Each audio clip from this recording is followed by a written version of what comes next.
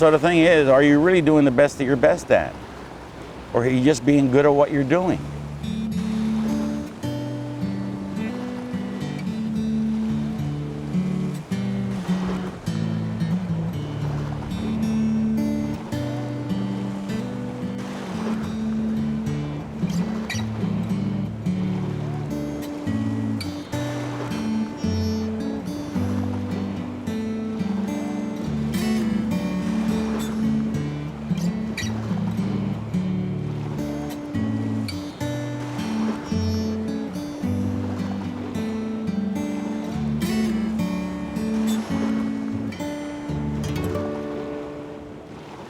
I started in the mines at age 9.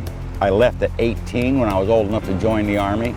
I stayed in the Army for 20 years. I put 2 tours in Vietnam in a helicopter scout platoon. Was going to retire in Pennsylvania and work with my brother-in-law at a Cadillac dealership. He found a dealership that was for sale here in Key West, so I came to Key West. We bought the car dealership and I became a co-owner. I didn't like the business. It was too fast, too fluid, and I went to work at a marina. So I started at the marina selling boats. Within 6 months I was general manager. Within a year I was a partner of the marina, and I stayed there 5 years. And I went to work for Citicorp, and they wanted me as a project manager to go ahead and get the marina up to par so they could sell it. Offered me a job to go with them in their real estate division, which I did not want to do because I had to leave Key West. And I opened up a store called Last Flight Out.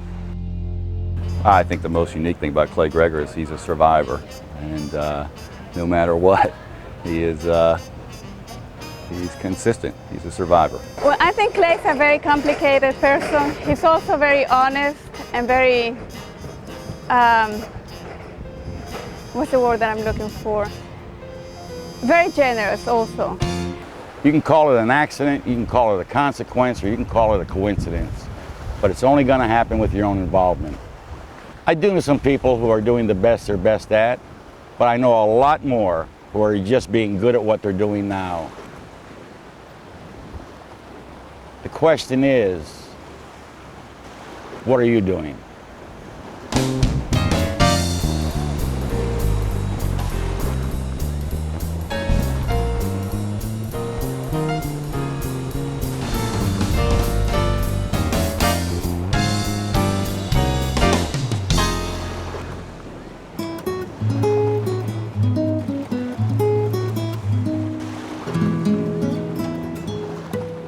I had a man ask me an interesting question yesterday.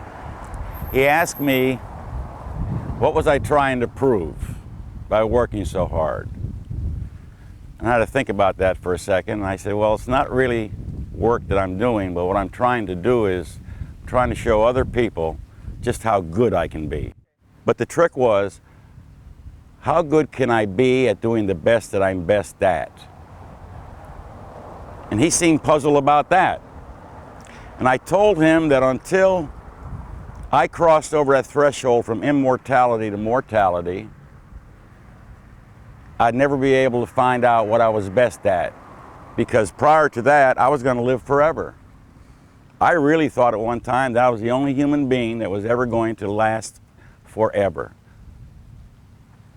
But there came a time in my life when something happened that changed me to think differently.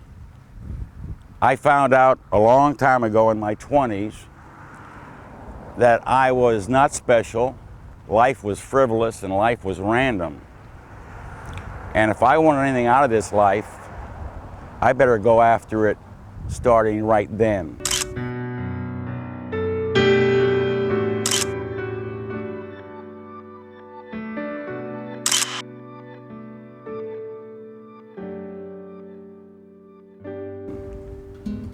If I think I want to do something, I'll do it. No, never. I've done everything I want to do in life. If you make decisions at all, you're going to at some time second guess yourself. But once you make up your mind, you got to go with it. I didn't ask anybody, should I move down here? I just moved down here. I didn't ask anybody when I opened my store. I just opened my store. I've owned 5 businesses. I've never been unsuccessful. I've been successful in them all because inside, intuitively, I know what is right and what I can do and what I can't do.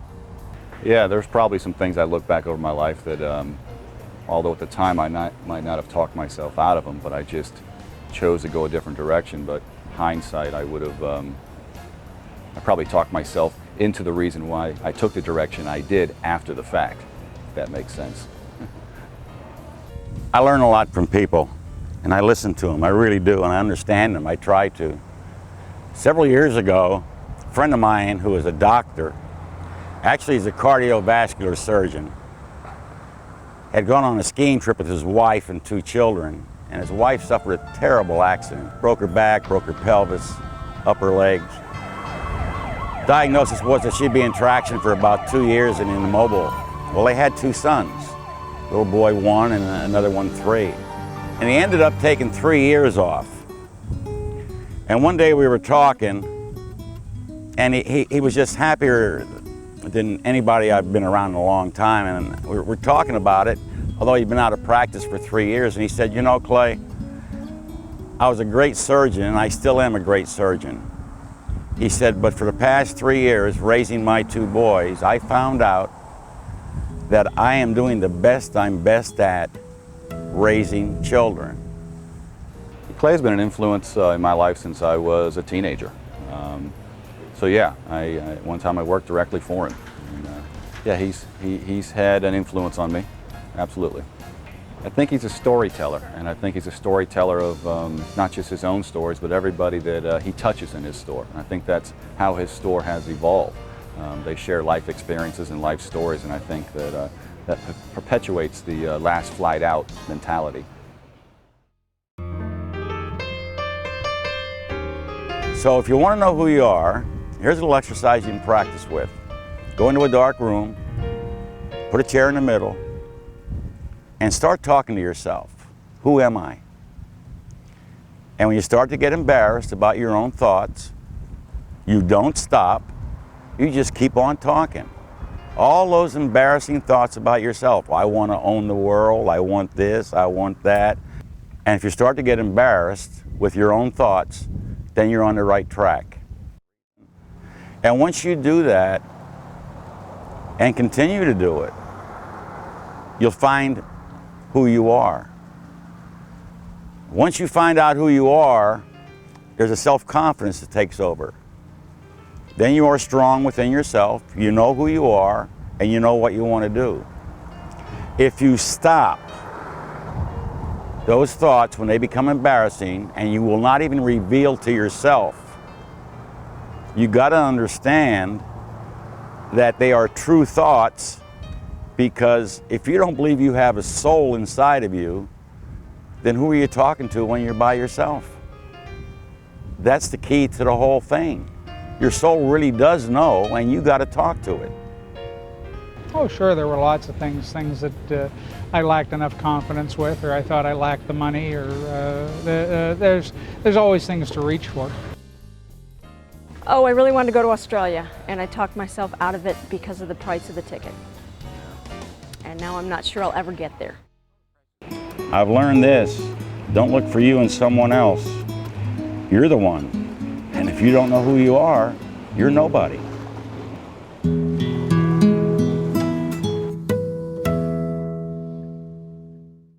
You know, everybody has things in their past that happen that has a direct relationship to their future. And it's unknowing at the time. Long time ago, when I had started in a business and took on a bunch of partners, it failed. And it failed miserably. They walked out and left me holding the bag and the debt. And I really didn't know what to do. It was the first time in my life that I was ever what I would almost call destitute. I was confused, and I decided that maybe the best thing I could do was just back out of everything. I was retired Army, I had a pension, my house was nearly paid for, my wife was working, so I wasn't going to be homeless. But I lost all desire to do anything, and I thought maybe after all these years, the best thing I could do is just kick back and make the best of it. Swallow my pride and get on with it. forget all these dreams that I had. So I sat around the house for a week or two. My wife was saying, well, what are you going to do? I said, I don't know. I'm trying to figure it out. And I decided that the best thing I could possibly do was go back into a safe haven, which was go to work for the federal government.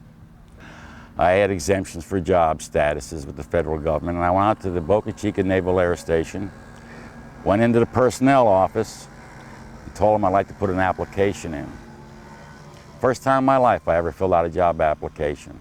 As I sat there, she was going through my resume and my application and said to me that, well, Mr. Greager, we really don't have anything to match your qualifications. I don't care what it is, I just need a job. She said, well, the only openings we have right now are for security guards. I said, fine, when do you have openings? She said, right now. Here I am, this entrepreneur, this conqueror of the business world, and here I'm applying for a job as a security guard on the gate of a Navy base, which made it worse because I was Army. And I said, man, I've come a long way in a hurry. She said, Clay, I'll tell you what I want you to do. I want you to go home and think about this for 24 hours. And if you still want the job, come on back out and we'll start the end processing. And I thought she had found something wrong with my application or wanted to check out my background. And I looked at her, I said, well, I'm ready to go right now. And she said, no, I want you to go home for 24 hours and think about it. I said, well, what am I going to think about? She said, Clay, let me say this to you. You're not a security guard. And then it dawned on me what she was actually saying to me. Behind her desk there was a sign, the first time I'd ever seen it, it said, putting the personal into personnel. The next morning my wife was getting ready to go to work and she said, well, how'd it go yesterday? What are you going to do now? I said, well, I'll tell you what I'm not going to do, Maxine. I'm not going to become a security guard, that's for sure. So, 10 years later, here I am. Business is doing fine, everything is fine. And every anniversary of being open, I send her a card and saying, thanks for putting the personal into personnel.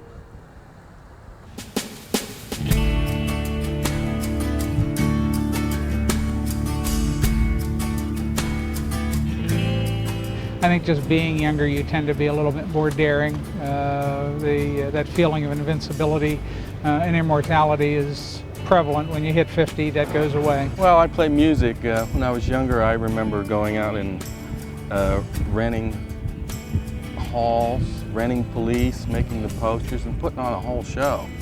Well, when I first got married, my husband and I moved from continental United States to Guam, totally unsolicited. Like going swimming, well, I can't swim. I tried, because my friends were doing it, so I tried to do it also. I almost drowned. Honestly, I believe in going with the impulse, doing what I do. It can get me into trouble at times, but not anything bad. Look at where I'm at. Key West, Florida. It's in the morning. I've been here 23 years. Nothing has ever changed.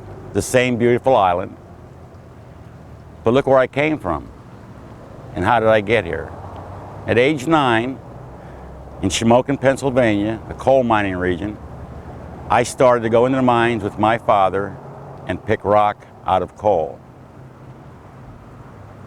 I stayed there until I was 18.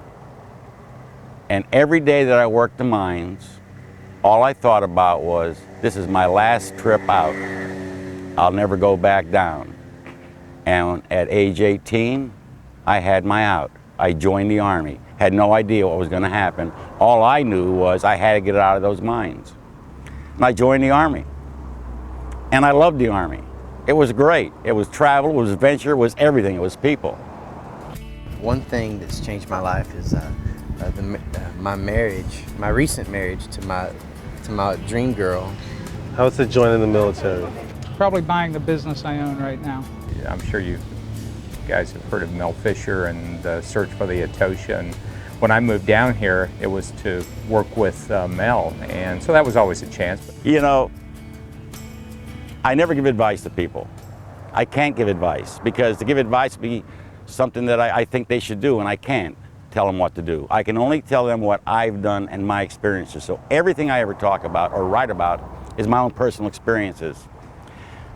And sometimes I'll put it into a different metaphor so they can understand it.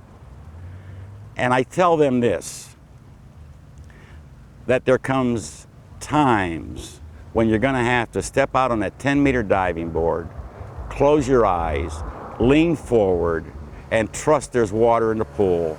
And for God's sake, stop going back down the ladder, because that happens over and over and over. We get right there, we're teetering over, and oops, nope, I better wait, and back down the ladder. I've never been one to take chances. If anything, I do it today, not in the past. I think the risk was absolutely worth it. It's changed my life for the positive, for certain. In retrospect, it really wasn't a risk. It just, I perceived it that way at the time. Why most people never react to any kind of an opportunity. And it's a single phrase that stops everybody. And that phrase is counterintuitive.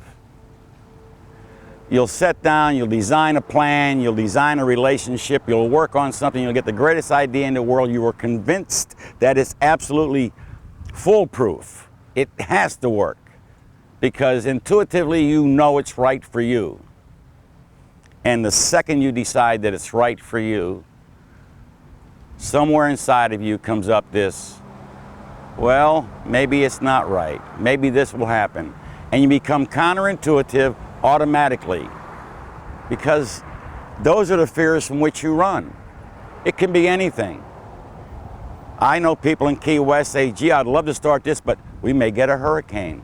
A bridge might go down. The stock market's gonna fall. I have a bunch of t-shirts that I printed up just for those certain people.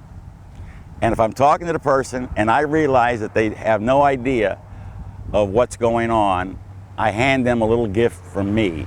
I say, this is for you, from me. When you get back home, you wear this. And on the t-shirt, all it says is, help me. I'm counterintuitive. And just to prove how much I want to help them, on the back of the shirt, I do it reversed, so they can look in the mirror and read it, because they're going to need that the rest of their lives. I'll tell you one thing, isn't it time you stop departing and start arriving? Or are you just going to be hanging around the airport all the time going nowhere and watching others?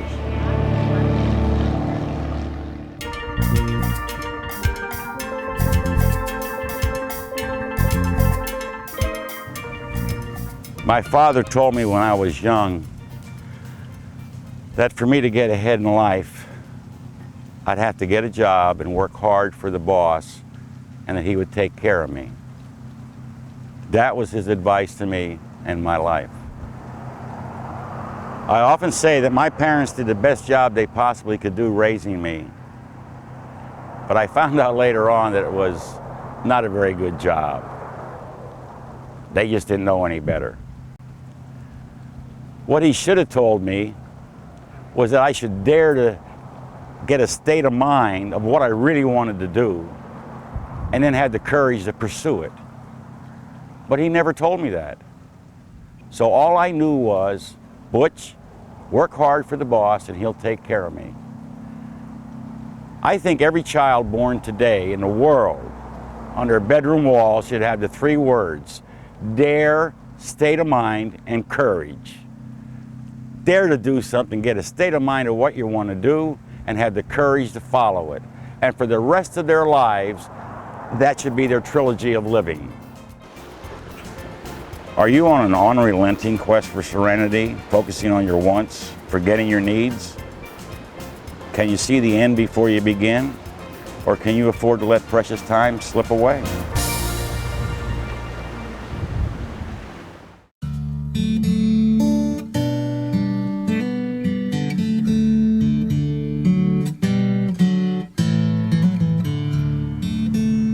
See the sun?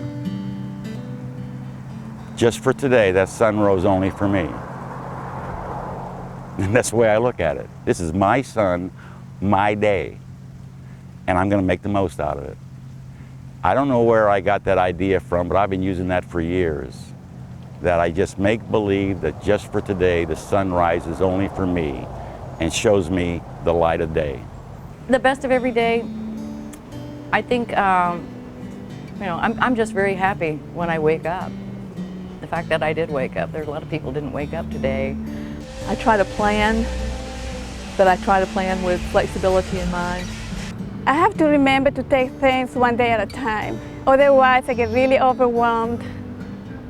I guess I take a Paxil in the morning and everything's all right. You don't want to hear that, do you? You know, I have to smile when I talk about this, but a lot of people will say to me, you know, you're so lucky, I'd really like to have what you have. And I laugh at them and I say, well, I don't think you could take the pain. They don't understand that. And I say, well, look, what I'm talking about is the pain of making a decision and executing the decision. That's what it's all about. Anybody can have what I have. You know, I just came down, decided to move here. That was it. That was a decision. Moved my family down here, whether they liked it or not. That was a decision. I didn't ask my children, do you want to move to Key West? I said, we're moving to Key West. When I decided to create Last Flight Out, I didn't go around asking people, what do you think? You know, should I start this kind of a store? You think it'll work? Nothing. I made a decision. When I made a decision to open this store, I said, well, I'm going to have to work it every day. And I do. I make decisions every day. I don't linger on them, I don't think about them, and I don't ask anybody about them. I have mentors, sure, and they help guide me through other areas of my life. I liken it to the lemmings going to the ocean. Everybody wants to follow the lead, and nobody wants to lead. So when you say to me, I'm so lucky, I'll say this to you. You can have everything that I have. It's really easy. Just make a decision. If you make other people happy, and we're sitting on a dive boat that I captain, and there are people that take chances by coming out with us, and I think by us showing them a good time and showing them a little bit of something that they don't get to see every day, it makes you feel good. Try to emphasize what's positive and de-emphasize what isn't. My wife and I lost a baby, and I can honestly say now I look at life differently, where before I looked at life as, oh, it's a grind, I got to go back to work. Or today, because nothing ever like that ever happened to me like that, until it touches you that way, you look at life through a different set of eyes. Now you don't take it for granted. See that cruise ship out there? They're going to be docking at Key West in about an hour. They'll probably be here till 4 o'clock this afternoon. It's probably a 5-day cruise, one time a year. Those people will take that 5-day cruise. The other 51 weeks, they're working to take that. Now here's what happens with these people. They arrive in Key West, they start walking around, they see the beauty of it, and they say, oh my God, I want to live here. This could be me living here. If I get to talk to them, I'll say, why isn't it? And they have all kinds of reasons. And I try to explain to them that they can have this if they really want it. And my experience has taught me that many years ago, I decided that for me to be totally happy, I had to become very self-centered. I had to become the most important person in my universe. And I had to do only what I wanted to do. I had to be selfish. However, I had to consider everybody around me when I made those decisions so as not to hurt them. But it had to be me first. And I always get that odd look from people when I say that, because they're thinking, oh God, here's this egotistical guy. Listen to him. Well, here's the way it works. And it has worked every day since I decided that. If I am doing everything that I want to do, considering everybody around me, doing exactly what I want to do, then everybody around me will be getting 100% of me. They won't be getting 75%, they won't be getting 80%. They will never hear from me, you know, I need my own space. I need to get away from you for a while. We need to take separate vacations. We're too close. If you see 100% of me and you like it, then you're getting it all. And there's no reason to want your own space. And that's how you'll accept me. And I won't have to live 80% of my life for you and 20% of my life in a back room somewhere wringing my hands, as they say in quiet desperation, gee, if only if only this, if only that. I just do it, and that's the bottom line. But I also say to my wife and my children, you must do everything that is important to you. And as long as I know what it is, it's okay with me, so I don't have to wonder, what are my children like? What's my wife really like? The worst situation you ever get into is being married or be with a partner, or be with a relationship, be with anybody for 10, 15, 20 years, and it's that same scene over and over again. The door slams and that shout comes out, you never knew me. How could that possibly be? But it's done over and over and over again, and that's ridiculous. And to prove that point, I tell people, if you don't think you're living that way, then when you get back to work after you leave this paradise, one of you call the other early in the morning at work and say, listen, when you get home tonight, we gotta talk. And that other person just freaks out because they have no idea what you're gonna talk about. If I get that call, I say, great, let's go out to dinner and talk. That's the difference. And that's how I live my life. And that's why I've been here 23 years. And that's why I'm as happy today as I was in August of '78 when I moved here. And that's why I've been married 41 years and my children are all here. And my grandchildren are all here. I like my job. It's very, laid back. Clay is the best boss. So I like what I'm doing. Is it the best I'm best at? I don't know. You know, I only know a very few people are doing the best they're best at. Most of my friends and people that I know are just very good at what they're doing now. So the question really is, how about you?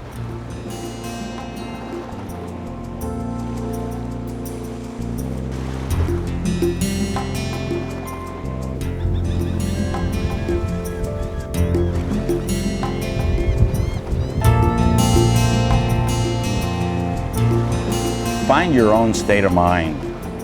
Chart your own journey. Find your own personal paradise. Be the best that you are best at.